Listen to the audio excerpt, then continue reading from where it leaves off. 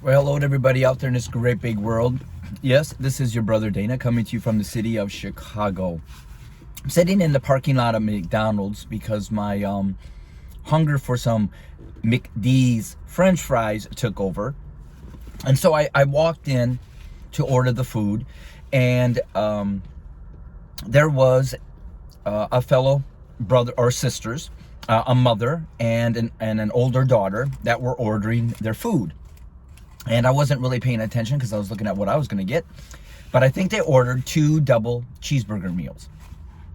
And so I got up there and I ordered my meal. I think it was just 2 cheeseburger combo meal with a Coke. So stand back, all of a sudden she comes out, the McDonald's worker, with a bag in her hand. And of course I stood there because I had just ordered my food, and it sounded like we ordered almost the same stuff. They called me over, and I saw the 2 faces of my black sisters, African American, or your true identity, Hebrew, look, and I knew. And so I said, oh my God, please do not tell me that this McDonald's serves white privilege. And we all then kind of chuckled. But it's not a laughing matter, because white privilege is air, is the air that we breathe as white individuals. White privilege is our air. And that is why when they begin to see that immigrants or you or people of color are stepping in on our white privilege, you are literally choking us from the air that we breathe. When I was in Ghana just last week, I asked Brother Calvin, close to a 50-year-old man, I would believe, when we were walking in the marketplaces. I loved walking in those markets, but there was a side of me that hated it. Believing what I believed they saw when me, this Caucasian man, walked in the markets, walked anywhere. And so we got into the car, and I said, Calvin, I said, I really, really want your, truest honesty. But when I come and those around see me as this white Caucasian male, what do you see? And his first words of response solidified what I felt, to then why I am saw this way. But he said, brother, he said, I'm going to be honest. He said, when I was a kid, he says, that's why I don't go to a Christian church no more. But when I was a kid, I was taught that when you see a white man, you have seen Jesus. And that's why throughout Ghana, I would see, a name of a church, of a gathering Christian church. And in many cases, they had a white Jesus.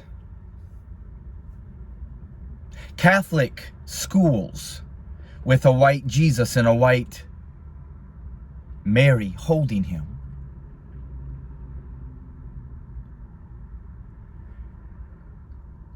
How white supremacy, how white privilege through Christianity has engulfed the world, but especially in our African countries and countries of color.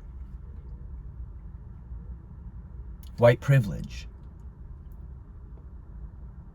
That's why it's so difficult for you, my white family members, to understand or to even think about white privilege and what that means. White privilege doesn't mean that, yeah, you get cancer too. It means that when you get cancer, your community, your hospital, they do everything in their ability to save your life. But when you are a black man and a woman and you get cancer,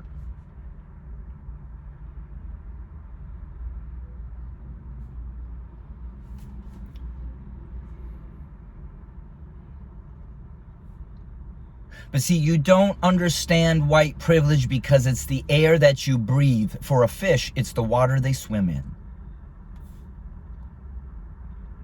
But when I go to Africa, and the belief is that when they see a white man, they've seen Jesus, they've seen God.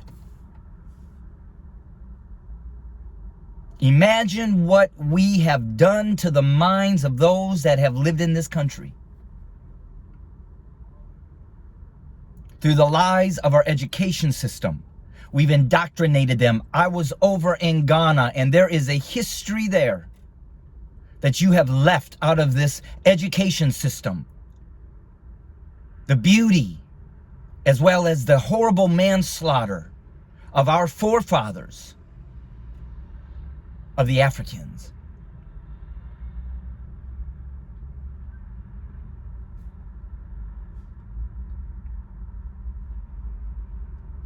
White privilege is the air that we breathe in this country.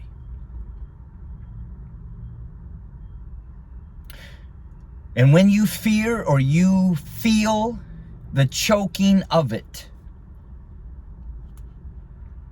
you're going to do way more than our fellow Hebrew brothers that asked for their breath. That's why I fear you. That's why this United States of America will come down because of you. Not because of the immigrants, not because of our African Americans, blacks, but because of you.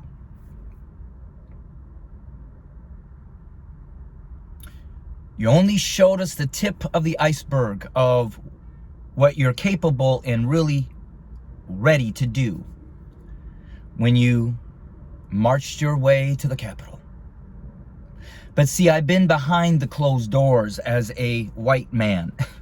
I've been behind closed doors in the churches, in the businesses, in the stores, in the correctional facilities, in the educational systems.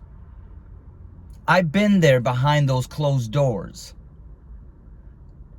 Not who I really am. But I heard you. And I see you.